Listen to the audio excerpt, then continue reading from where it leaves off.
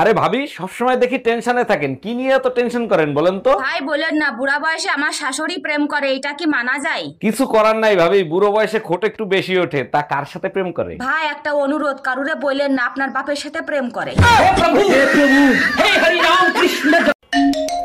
Hello, এই জানো রোকন ভাই ভাবিরে পিটাই হসপিটালে ভর্তি করছে। কোন রকম? মামুন রকম? আরে হ্যাঁ। এক মিনিট ফোনটা রাখো, তোমার সাথে পরে কথা বলছি। মামুন ভাই আগে বলেন, বউ পিটানোর এরকম সাহস কই পেলেন? সাহসের কথা পরে শুনেন, আপনি ফোন কাটেননি, ভাবি সব শুনছে। হ্যালো, আজ তুই শুধু বাসায় আয়।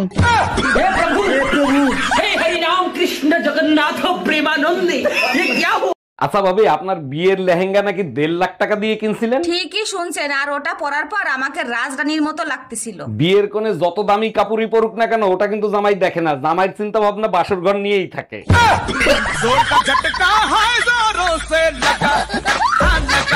দেখছো বাহার ভাই বউরে কত ভালোবাসে, বউ মরার পরেও কবরে গিয়ে প্রতিদিন বাতাস করে। বাহার তো দিনে একবার বাতাস করে, তুমি বললে 2বার বাতাস করব। বলো কি, তাই নাকি? তুমি আমারে এত ভালোবাসো? আরে না, কবর না শুকালে তো দ্বিতীয় বিয়ে করা যায় না।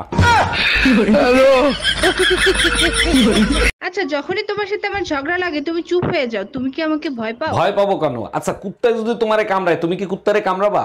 এক মিনিট, তুমি কি আমাকে কুত্তা বললা? আরে না, আমি তো বলছি তুমি ফুটফুটে সুন্দর। কুত্তার বাচ্চা ফুটফুটে সুন্দর। এই তোমার ফোনে আমার মায়ের ছবি লাগানো কেন? কাহিনী কি? ঘরে কোনো বড় অশান্তি হলে তোমার মায়ের ছবি দেখলে সব অশান্তি কেটে যায়। দোয়া করি তোমাদের এই বউ শাশুড়ির ভালোবাসা অমর হয়ে থাকুক। তোমার মায়ের ছবি দেখলে জাহান্নামের আগুন জান্নাতের মতো লাগে। हम इसका पति है, हमको सिर्फ फांसी का सजा चाहिए।